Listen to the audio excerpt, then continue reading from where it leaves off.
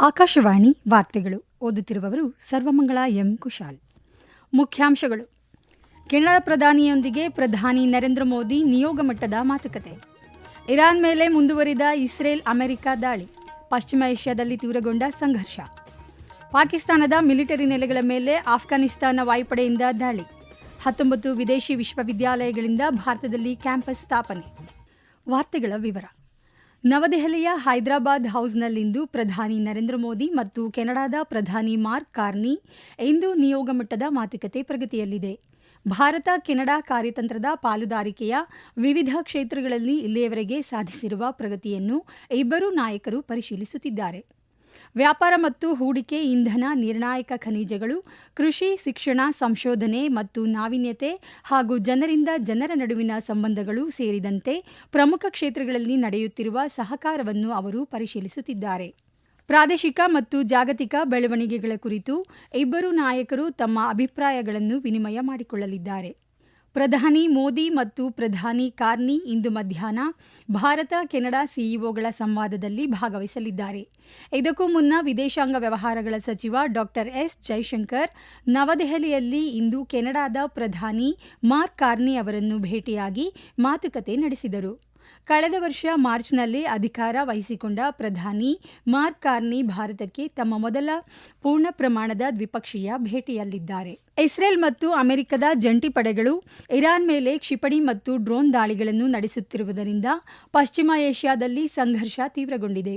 ಇದೇ ವೇಳೆ ಇರಾನ್ ಪಡೆಗಳು ಇಸ್ರೇಲ್ ಮತ್ತು ಗಲ್ಫ್ ದೇಶಗಳ ಮೇಲೆ ಕ್ಷಿಪಣಿಗಳನ್ನು ಹಾರಿಸಿದರೆ ಇಸ್ರೇಲ್ ಮತ್ತು ಅಮೆರಿಕ ಇರಾನ್ನಲ್ಲಿನ ಗುರಿಗಳ ಮೇಲೆ ದಾಳಿ ಮಾಡಿವೆ. ಇರಾನ್ನ ದಾಳಿಯನ್ನು ಎದುರಿಸಲು ಅಮೆರಿಕದೊಂದಿಗೆ ಕೈಜೋಡಿಸಲು ಸಿದ್ಧ ಎಂದು ಬ್ರಿಟನ್, ಫ್ರಾನ್ಸ್ ಮತ್ತು ಜರ್ಮನಿ ಹೇಳಿವೆ. ಹೆಚ್ಚುತ್ತಿರುವ ಉದ್ವಿಗ್ನತೆಯ ನಡುವೆ ಇರಾನ್ನ ಉನ್ನತ ಭದ್ರತಾ ಅಧಿಕಾರಿ ಅಲಿ ಲಾರಿಜಾನಿ ಅಮೆರಿಕದೊಂದಿಗೆ ಇರಾನ್ ಮಾತುಕತೆ ನಡೆಸುವುದಿಲ್ಲ ಎಂದು ತಿಳಿಸಿದ್ದಾರೆ. ಇರಾನ್ನ ಸರ್ವೋಚ್ಚ ನಾಯಕ ಅಲಿ ಖಮೇನಿ ಅವರನ್ನು ಹತ್ಯೆ ಮಾಡಿದ ಇತ್ತೀಚಿನ ಅಮೆರಿಕದ ವಾಯುದಾಳಿಗಳನ್ನು ಇರಾನ್ನ ವಿದೇಶಾಂಗ ಸಚಿವ ಅಬ್ಬಾಸ್ ಅರಗ್ಚಿ ಬಲವಾಗಿ ಖಂಡಿಸಿದ್ದಾರೆ. ಇದಕ್ಕೆ ಪ್ರತಿಯಾಗಿ ಯುಎಇ, ಕುವೈತ್, ಬಹ್ರೇನ್ ಮತ್ತು ಇತರ ಗಲ್ಫ್ ದೇಶಗಳಲ್ಲಿನ ಅಮೆರಿಕದ ನೆಲೆಗಳ ಮೇಲೆ ದಾಳಿ ಮುಂದುವರೆಸಿದೆ. ಇದೇ ವೇಳೆ ಬೈರುತ್ ಮೇಲೆ ಇಸ್ರೇಲ್ ದಾಳಿ ನಡೆಸಿ ಪ್ರತೀಕಾರ ತೀರಿಸಿಕೊಂಡಿದೆ. ದಾಳಿಯಲ್ಲಿ 31 ಜನರು ಪ್ರಾಣ ಕಳೆದುಕೊಂಡಿದ್ದಾರೆ. ಇರಾನ್ನ ಇಸ್ಲಾಮಿಕ್ ರೆವಲ್ಯೂಷನರಿ ಗಾರ್ಡ್ ಕಾರ್ಪ್ಸ್ನ ಪ್ರಧಾನ ಕಚೇರಿಯ ಮೇಲೆ ದೊಡ್ಡ ಪ್ರಮಾಣದ ದಾಳಿ ನಡೆಸಿ ಧ್ವಂಸಗೊಳಿಸಿರುವುದಾಗಿ ಅಮೆರಿಕ ಸೇನೆ ದೃಢಪಡಿಸಿದೆ. ಅಮೆರಿಕ ಸೇನೆಯು ಇರಾನಿನ 9 ನೌಕಾ ಹಡಗುಗಳನ್ನು ನಾಶಪಡಿಸಿದೆ ಎಂದು ಅಮೆರಿಕ ಅಧ್ಯಕ್ಷ ಡೊನಾಲ್ಡ್ ಟ್ರಂಪ್ ತಿಳಿಸಿದ್ದಾರೆ. ಇರಾನ್ನ ಉಳಿದ ನೌಕಾ ಹಡಗುಗಳನ್ನು ಅಮೆರಿಕ ಬೆನ್ನಟ್ಟುತ್ತಿದೆ ಮತ್ತು ಅವು ಶೀಘ್ರದಲ್ಲೇ ಧ್ವಂಸವಾಗಲಿದೆ ಎಂದು ಟ್ರಂಪ್ ಎಚ್ಚರಿಸಿದ್ದಾರೆ. ಐಆರ್ಜಿಸಿ ಗುಪ್ತಚರ ಪ್ರಧಾನ ಕಚೇರಿ, ಐಆರ್ಜಿಸಿ ವಾಯುಪಡೆಯ ಕಮಾಂಡ್ ಕೇಂದ್ರಗಳು ಮತ್ತು ಆಂತರಿಕ ಭದ್ರತಾ ಪ್ರಧಾನ ಕಚೇರಿ ಸೇರಿದಂತೆ ಇರಾನಿನ ಹಲವು ಮಿಲಿಟರಿ ಕಮಾಂಡ್ ಕೇಂದ್ರಗಳ ಮೇಲೆ ದಾಳಿ ನಡೆಸಿರುವುದಾಗಿ ಇಸ್ರೇಲ್ ಸೇನೆ ತಿಳಿಸಿದೆ. ಈ ದಾಳಿಗಳು ಇರಾನ್ನ ಕಮಾಂಡ್ ಆ್ಯಂಡ್ ಕಂಟ್ರೋಲ್ ಸಾಮರ್ಥ್ಯಗಳಿಗೆ ತೀವ್ರ ಹೊಡೆತ ನೀಡಿವೆ. ಇದರ ಪರಿಣಾಮವಾಗಿ ಇರಾನ್ನ ಅನೇಕ ಯೋಧರು ಮೃತಪಟ್ಟಿದ್ದಾರೆ ಎಂದು ಇಸ್ರೇಲ್ ಸೇನೆ ಮಾಹಿತಿ ನೀಡಿದೆ. ಇದಕ್ಕೆ ಪ್ರತಿಯಾಗಿ ಇಸ್ರೇಲ್ ಗಲ್ಫ್ ಪ್ರದೇಶದಲ್ಲಿನ ಅಮೆರಿಕ ಮಿಲಿಟರಿ ನೆಲೆಗಳು, ಸೌದಿ ರಾಜಧಾನಿ ರಿಯಾದ್ ಮತ್ತು ದುಬೈ ಮೇಲೆ ಕ್ಷಿಪಣಿಗಳು ಮತ್ತು ಡ್ರೋನ್ಗಳಿಂದ ಇರಾನ್ ದಾಳಿ ನಡೆಸಿದೆ. ಪಶ್ಚಿಮ ಏಷ್ಯಾದಲ್ಲಿ ನಡೆಯುತ್ತಿರುವ ಪರಿಸ್ಥಿತಿಯ ಕುರಿತು ಪ್ರಧಾನಿ ನರೇಂದ್ರ ಮೋದಿ ಅವರು ಇಸ್ರೇಲ್ ಪ್ರಧಾನಿ ಬೆಂಜಮಿನ್ ನೆತನ್ಯಾಹು ಅವರೊಂದಿಗೆ ದೂರವಾಣಿ ಮೂಲಕ ಚರ್ಚೆ ನಡೆಸಿದರು. ಸಾಮಾಜಿಕ ಮಾಧ್ಯಮ ಪೋಸ್ಟ್ನಲ್ಲಿ ಪ್ರಧಾನಿ ನರೇಂದ್ರ ಮೋದಿ ಇತ್ತೀಚಿನ ಬೆಳವಣಿಗೆಗಳ ಬಗ್ಗೆ ಭಾರತದ ಕಳವಳ ಹಾಗೂ ನಾಗರಿಕರ ಸುರಕ್ಷತೆಯನ್ನು ಆದ್ಯತೆಯಾಗಿ ಇರಿಸುವ ಕುರಿತು ತಿಳಿಸಲಾಗಿದೆ. ಯುದ್ಧವನ್ನು ಶೀಘ್ರ ನಿಲ್ಲಿಸುವ ಅಗತ್ಯವನ್ನು ಭಾರತ ಪುನರುಚ್ಚರಿಸುತ್ತದೆ ಎಂದು ಹೇಳಿದ್ದಾರೆ. ಇದೇ ವೇಳೆ ಪ್ರಧಾನಿ ಮೋದಿಯವರು ಯುಎಇ ಅಧ್ಯಕ್ಷ Sheikh Mohammed bin Zayed Al Nahyan ಅವರೊಂದಿಗೆ ದೂರವಾಣಿ ಮೂಲಕ ಮಾತುಕತೆ ನಡೆಸಿದರು. ಯುಎಇ ಮೇಲಿನ ದಾಳಿಯನ್ನು ಭಾರತ ಖಂಡಿಸುತ್ತದೆ. ಈ ಕಷ್ಟದ ಸಮಯದಲ್ಲಿ ಯುಎಇಯೊಂದಿಗೆ ಭಾರತ ಒಗ್ಗಟ್ಟಾಗಿ ನಿಲ್ಲುತ್ತದೆ ಎಂದು ಪ್ರಧಾನಿ ದಾಳಿಯಲ್ಲಿ ಆದ ಜೀವಹಾನಿಗೆ ಸಂತಾಪ ಸೂಚಿಸಿದರು. ಈ ವಾರ್ತೆಗಳನ್ನು ಆಕಾಶವಾಣಿಯಿಂದ ಕೇಳುತ್ತಿದ್ದೀರಿ.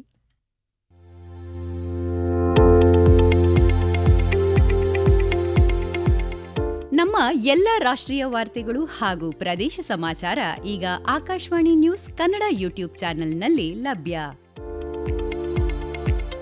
ನಮ್ಮ ಎಕ್ಸ್ ಖಾತೆ ಮತ್ತು ಇನ್ಸ್ಟಾಗ್ರಾಂ ಖಾತೆ ಆಕಾಶವಾಣಿ ನ್ಯೂಸ್ ಕನ್ನಡ.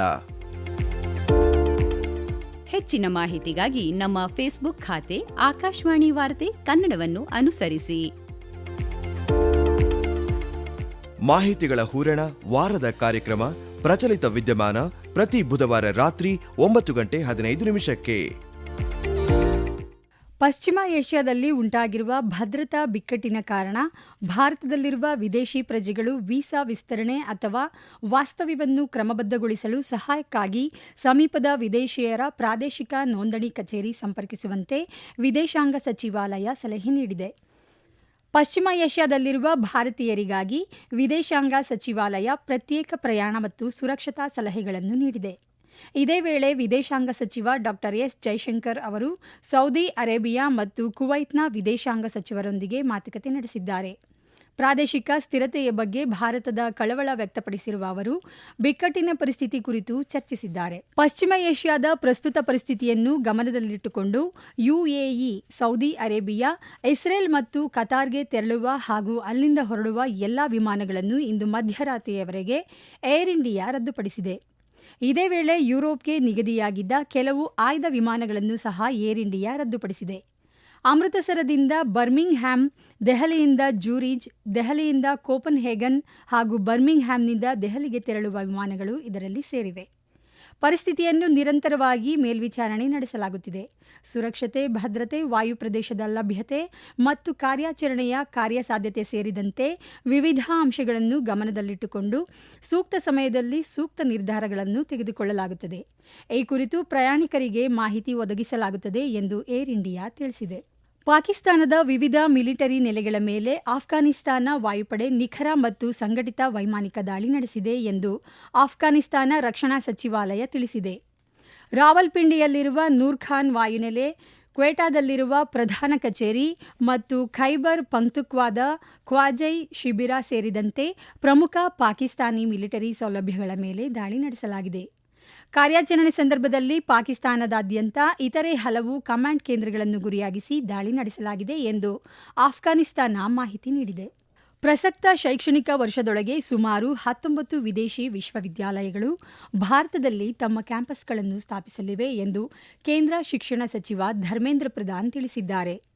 ನವದೆಹಲಿಯಲ್ಲಿಂದು ನಡೆದ ಸಮಾವೇಶವನ್ನುದ್ದೇಶಿಸಿ ಮಾತನಾಡಿದ ಅವರು, ಭಾರತೀಯ ಸಂಸ್ಥೆಗಳು ಅರೆವಾಹಕಗಳು, ಕೃತಕ ಬುದ್ಧಿಮತ್ತೆ, ಬಯೋಟೆಕ್, ನಿರ್ಣಾಯಕ ಖನಿಜಗಳು, ಕೃಷಿ ಮತ್ತು ಸುಸ್ಥಿರ ನಿರ್ವಹಣೆಯಂತಹ ಕ್ಷೇತ್ರಗಳಲ್ಲಿ ಜಾಗತಿಕ ಸಂಸ್ಥೆಗಳಲ್ಲಿ ಸಹಕರಿಸುತ್ತಿವೆ ಎಂದು ಹೇಳಿದರು. ಗುಣಮಟ್ಟದ ಶಿಕ್ಷಣದ ಮೇಲೆ ಭಾರತ ಕೇಂದ್ರೀಕರಿಸುತ್ತಿದೆ. ಶ್ರೇಯಾಂಕ ವ್ಯವಸ್ಥೆಯಲ್ಲಿ ತನ್ನ ಸ್ಥಾನವನ್ನು ಸುಧಾರಿಸುತ್ತಿದೆ. ಯುವಕರಿಗೆ ಹೆಚ್ಚಿನ ಆರ್ಥಿಕ ಅವಕಾಶಗಳನ್ನು ಸೃಷ್ಟಿಸುತ್ತಿದೆ ಎಂದು ಸಚಿವ ಧರ್ಮೇಂದ್ರ ಪ್ರಧಾನ್ ತಿಳಿಸಿದರು. ಇದೇ ವೇಳೆ ಭಾರತದಲ್ಲಿ ಅಧ್ಯಯನ ನಡೆಸುವಂತೆ ವಿದೇಶಿ ವಿದ್ಯಾರ್ಥಿಗಳನ್ನು ಸಚಿವರು ಆಹ್ವಾನಿಸಿದರು. ಪ್ರಧಾನಮಂತ್ರಿ ನರೇಂದ್ರ ಮೋದಿ ಅವರು ಇಂದು ಆತ್ಮವಿಶ್ವಾಸ ಮತ್ತು ಇಚ್ಛಾಶಕ್ತಿಯ ಮಹತ್ವವನ್ನು ಸಾರುವ ಸಂಸ್ಕೃತ ಸುಭಾಷಿತವೊಂದನ್ನು ಹಂಚಿಕೊಂಡಿದ್ದಾರೆ. ಭಾರತದ ಯುವ ಶಕ್ತಿಯ ದೃಢ ಸಂಕಲ್ಪವು ಅಪ್ರತಿಮವಾದುದು. ದೇಶದ ಯುವ ಮಿತ್ರರು ತಾವು ಕಲ್ಪಿಸಿದ ಯಾವುದನ್ನೇ ಆದರೂ ಸರಿ ತೋರಿಸುತ್ತಾರೆ. ಇದೇ ಕಾರಣದಿಂದಾಗಿ ದೇಶವು ಇಂದು ತನ್ನ ಕನಸುಗಳನ್ನು ನನಸು ಮಾಡಿಕೊಳ್ಳುತ್ತಿದೆ ಎಂದು ಸಾಮಾಜಿಕ ಮಾಧ್ಯಮ ಪೋಸ್ಟ್ನಲ್ಲಿ ಪ್ರಧಾನಿ ನರೇಂದ್ರ ಮೋದಿ ಹೇಳಿದ್ದಾರೆ. ಕರ್ನಾಟಕದ ಕಲಬುರಗಿಯ ಚಂದ್ರಶೇಖರ್ ಪಾಟೀಲ ಕ್ರೀಡಾಂಗಣದಲ್ಲಿ ವನಿತಾ ವಿಭಾಗದ international tennis federation ITF tennis ಪಂದ್ಯಾವಳಿಯ ಮುಖ್ಯ ಸುತ್ತಿನ ಸ್ಪರ್ಧೆಗಳು ಇಂದಿನಿಂದ ಇದೇ 8ರವರೆಗೆ ನಡೆಯಲಿದೆ. ನಿನ್ನೆ ನಡೆದ ಅರ್ಹತಾ ಸುತ್ತಿನಲ್ಲಿ 12 ಭಾರತೀಯರು 2ನೇ ಮತ್ತು ಅಂತಿಮ ಸುತ್ತಿಗೆ ಮುನ್ನಡೆ ಪಡೆದರು. ಅರ್ಹತಾ ಸುತ್ತಿನಲ್ಲಿ ವಂಶಿತಾ ಪಠಾನಿಯಾ 6-3, 6-1 ಸೆಟ್ಗಳಿಂದ ಅರುಣ್ ಅವರನ್ನು ಮಣಿಸಿದರೆ, ಮರಿಯಾ ಮಿಖೈಲೋವಾ 6-2, 6-1 ಸೆಟ್ಗಳಿಂದ ಚಂದನಾ ಪೋಟುಗಾರಿ ಅವರನ್ನು ಸೋಲಿಸಿದರು. ಕೊನೆಯಲ್ಲಿ ಮತ್ತೊಮ್ಮೆ ಮುಖ್ಯಾಂಶಗಳು. ಕೆನಡಾ ಪ್ರಧಾನಿಯೊಂದಿಗೆ ಪ್ರಧಾನಿ ನರೇಂದ್ರ ಮೋದಿ ನಿಯೋಗ ಮಟ್ಟದ ಮಾತುಕತೆ. ಇರಾನ್ ಮೇಲೆ ಮುಂದುವರಿದ ಇಸ್ರೇಲ್ ಅಮೆರಿಕ ದಾಳಿ. ಪಶ್ಚಿಮ ಏಷ್ಯಾದಲ್ಲಿ ತೀವ್ರಗೊಂಡ ಸಂಘರ್ಷ. ಪಾಕಿಸ್ತಾನದ ಮಿಲಿಟರಿ ನೆಲೆಗಳ ಮೇಲೆ ಆಫ್ಘಾನಿಸ್ತಾನ ವಾಯುಪಡೆಯಿಂದ ದಾಳಿ. 19 ವಿದೇಶಿ ವಿಶ್ವವಿದ್ಯಾಲಯಗಳಿಂದ ಭಾರತದಲ್ಲಿ ಕ್ಯಾಂಪಸ್ ಸ್ಥಾಪನೆ. ಇಲ್ಲಿಗೆ ವಾರ್ತಾ ಪ್ರಸಾರ ಮುಕ್ತಾಯವಾಯಿತು. ನಮ್ಮ ಮುಂದಿನ ವಾರ್ತಾ ಪ್ರಸಾರ ಮಧ್ಯಾಹ್ನ 2:30ಕ್ಕೆ.